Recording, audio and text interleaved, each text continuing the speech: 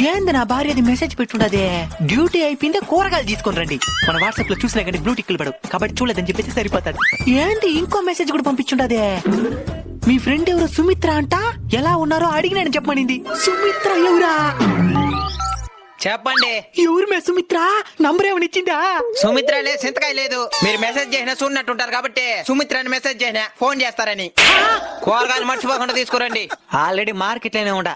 అవునా? మా కూలి కోమలి కూరగాయలు కొనాలంటే కూడా వచ్చిన. కోమలి ఎవరా? ఎవరిది?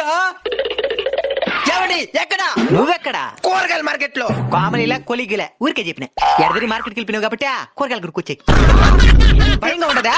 నాకేం భయమో, ఇక్కడ మా కొడుకు నరేష్ ఉన్నాడు కానీ వాడితో కూడా నడుచుకుంటూ వచ్చేస్తాం గాని. కొంపలు కుల్లరైపోయి మరకూడదా? ఎవడే నరేసా? నరేష్ లేదు, సురేష్ లేదు, ఊరికడ చెప్పినే. కూరగాయలు కొంటాను, మీరు మోసుకరండి.